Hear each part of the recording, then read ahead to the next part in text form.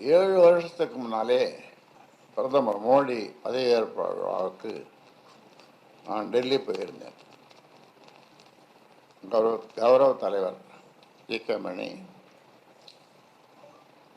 அன்புமணி, நாங்கள் 3 பேரும் அந்த விழாவுக்கு சென்றோம். அதன் பிறகு அங்கிருந்து அவர் தங்கிய அவர் வீட்டிலிருந்து கிளம்பி வரும்பொழுது, அதாவது 6-7 வருஷம் இருக்கும், அவர் சொன்ன வார்த்தை, அப்பா நான் இந்த கட்சியை பார்த்துக்கிறேன், அப்பா நான் இந்த கட்சியை பார்த்துக்கிறேன் அப்படின்னு. எனக்கு ஒன்றும் புரியல. விமானத்தில் ஏறினோம். அவர் இருக்கையில் பின்னாலே அவர் உட்கார்ந்தார். அவர் என்ன நினைத்தாரோ தெரியவில்லை. நான் ஏதும் பேசவில்லை. அப்பா நான் தப்பாக சொல்லியிருந்தால் என்னை மன்னிச்சிடுங்க அப்படின்னார். ஏதேனும் தவறாக சொல்லியிருந்தால் என்னை மன்னித்து விடும். அப்பொழுது 2 சொட்டு கண்ணீர் உட்கார்ந்து கொண்டு விட்டேன். அது அந்த ஃப்ளைட்டில் விழுந்தது. அப்புறம் அங்கிருந்து மீனம்பாக்கம் வந்தோம். அங்கிருந்து வண்டியை எடுத்துக்கொண்டு எதுவும் பேசாமல் தயலாபுரம் வந்தேன். இது நடந்தது 6-7 வருஷம் இருக்கும். இப்போ இல்லை, அப்போது பதவி ஏற்பு நடந்தது நம்முடைய பிரதமருக்கு. ஆக அப்போவே அவருக்கு அந்த மாதிரி ஒரு எண்ணம் இருந்திருக்கிறது.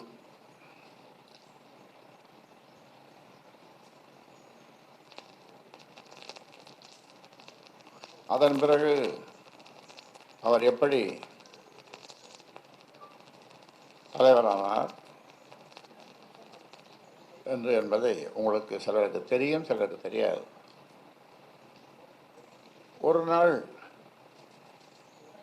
ஒரு மனசு சங்கடமாக இருந்தது. எங்கேயும் யாரையும் பார்க்காத எங்கேயாவது ஒரு இடத்துல போய் 8 நாள் இருக்கலாம் என்று கல்டான் ஹோட்டல், அந்த மகாபலிபுரம் அந்த ரோட்டில் இருக்கிற கல்டான்னு ஒரு ஹோட்டல், ஒரு ஜெகத்ரட்சனுடைய ஹோட்டல், அதில் போய் தங்கியிருந்தேன். இதை எப்படியோ தெரிந்து கொண்ட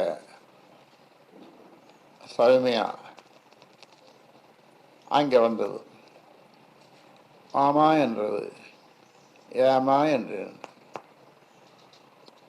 இன்றைக்கு புதன்கிழமை, அடுத்த புதன்கிழமை நாள் நல்லா இருக்கிறது.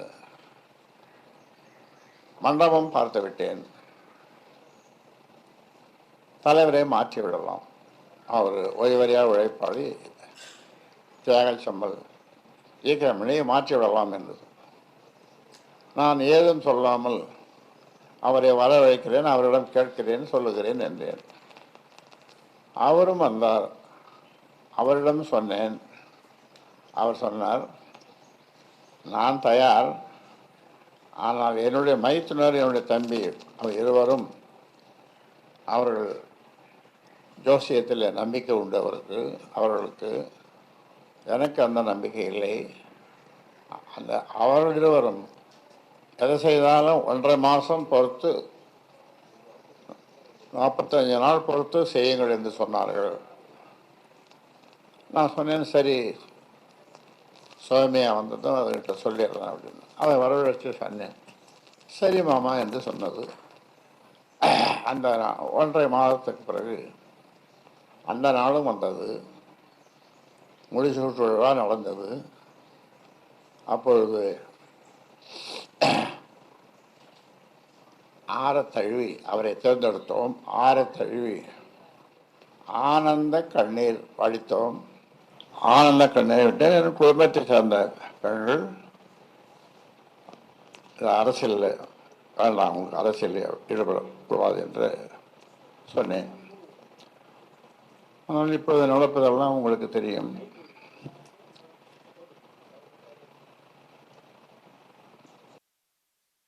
கோயிலாக இது வரைக்கும் 1000 கோயில்கள் போயிருப்பேன். அது அவருடைய உரிமை. அதில் நான் அதை பற்றி எதுவும் சொல்லவில்லை. ஆனால் என்ன வேண்டுதல் என்று எனக்கு தெரியவில்லை. என்னுடைய ஜோசியத்தை ஆத்தூரில் இருக்கிற ஒரு ஜோசியரிடம் திடீரென்று 2 பெண்கள் போய் பார்த்தார்கள்.